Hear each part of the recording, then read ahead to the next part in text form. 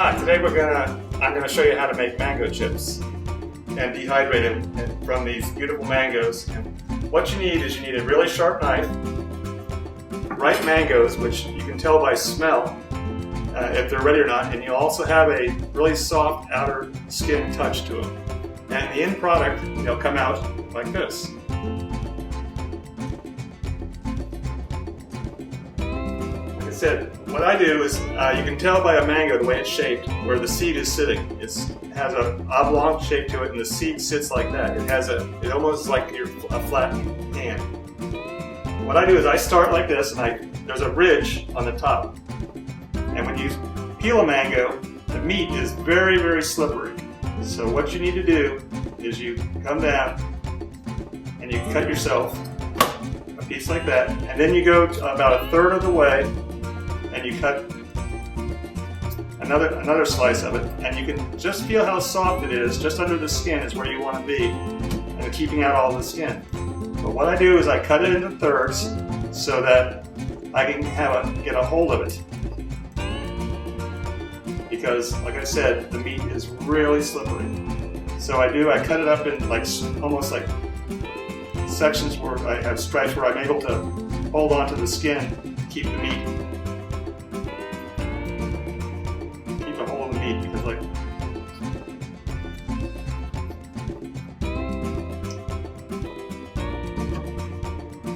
you can feel when you're down just under the skin where it's nice and soft.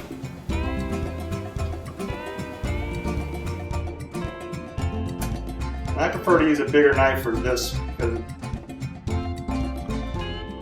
it's just easier to handle and keep a hold of. So after we get it totally peeled, what I do is, remember I told you about the seed, how it sits. You want to cut into the top and access the top of the seed. The seed is right here, and it's basically this is the angle it's sitting horizontally right now, or vertically. And now what you gotta do is you gotta be real careful when you're slicing this, because not only is it slippery, you can cut yourself, but you have a sharp knife. If I go to a smaller paring knife to do the tighter work in here. So I find the seed and I come just out just a little bit, get on one side of it, the seed, and cut down. And you can feel the seed inside. You just want to stay as close as possible to it. Flip it around.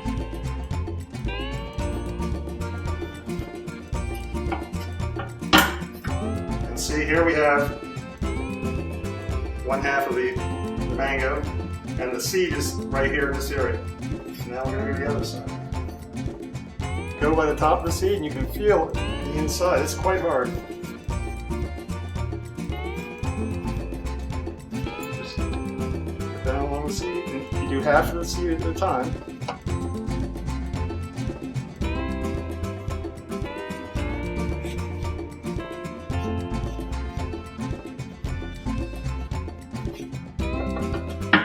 Here we have the seed, and you can see how thin it is. And if you have a little extra meat on it, you can trim it off.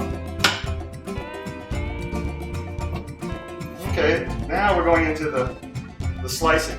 Alright, this is the peeled mango, and this is what it looks like before it's peeled. And what you want to do is you always want to cut across the grain, because the grains run like this through the mango meat. And so what you want to do is, after you cut it in half, you want to lay the flat side down so it's more secure and you have better control of it. Because like I said, the meat is very, very slippery. So what I'm going to do is I'm starting at the bottom of the mango, and I'm just cutting, like I said, like a thick piece of bacon, 1/8 of an inch thick. Because what's going to happen is the moisture is going to be pulled out of the mango meat as we dehydrate. Here's what the slice looks like, and you can see how it resembles the finished product.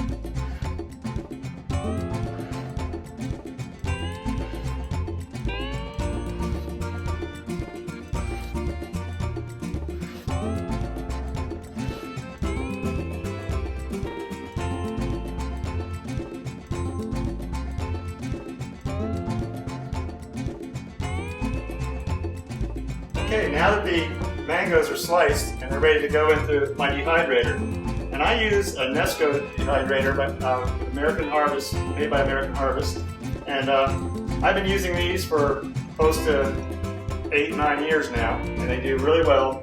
What it is it has a heating element, and it has the stackable trays in here. And I use actually 12 trays high when I use it, but for demonstration purposes I'm using just their smaller version. And it actually has instructions on how to use it, what temperature to use certain things. You can do meats, vegetables, you can do all kinds of fruits, you can do fish, you can make beef jerky out of it. It's very versatile. And what it is a tray that's like this, and they're stackable. And what you do is you have it so you can stack on top of each other. And this model, you can stack actually 12 high, so if you want to do a big dehydration with the fruit, you can stack up maybe 8 or 9 mangoes. We're going to start at the bottom with the bottom tray. And what I like to do is I put them in when I load them. You want to capitalize on all the space you can. And what I do is I put them in like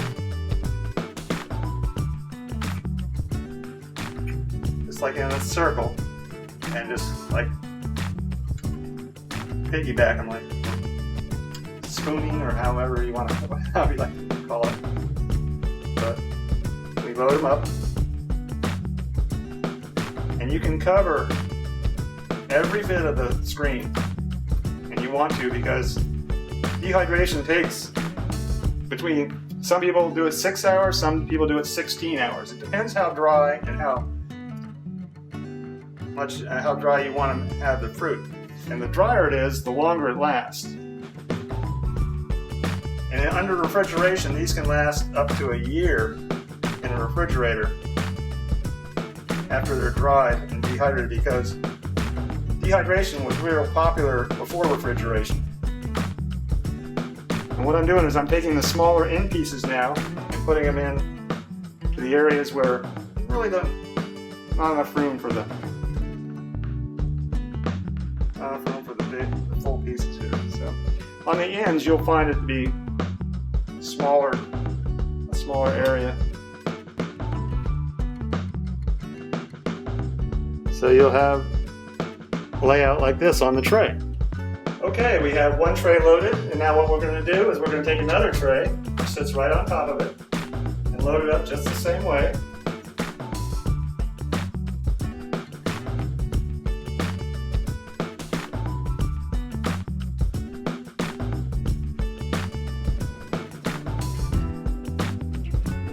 Use every little piece as possible. Cover all of the tray you possibly can.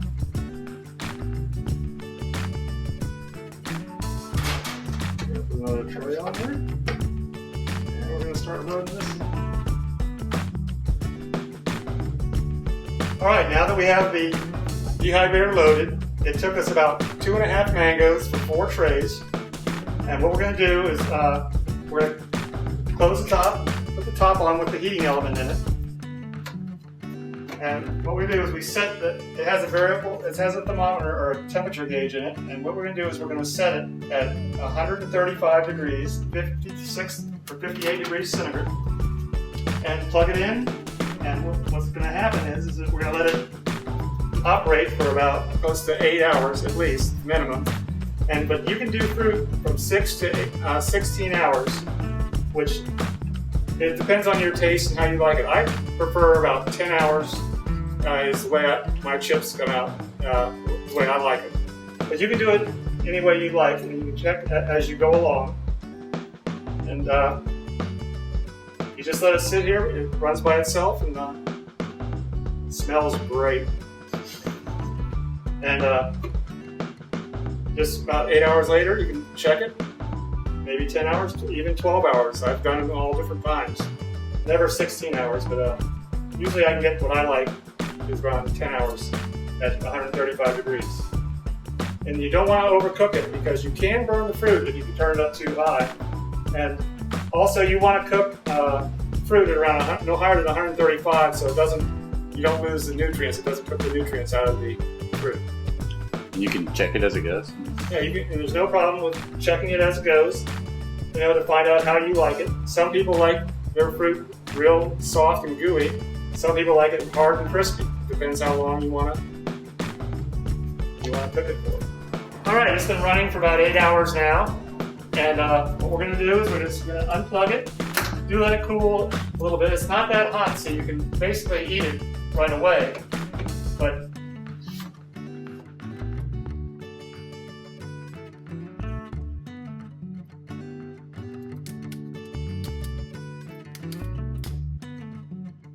and this is the finished product. It's dehydrated for 8 hours now, and they are absolutely delicious. They taste like candy. You can use them for hunting, fishing, hiking, bicycle rides. They don't need refrigeration. You can take them to work, school. They're also great for just snacks any time of day. A lot of people think they taste like candy, and actually they taste like a little bit of sunshine to me. And you'll love them, and try this out. You will have a great time doing it, and you'll enjoy the end product.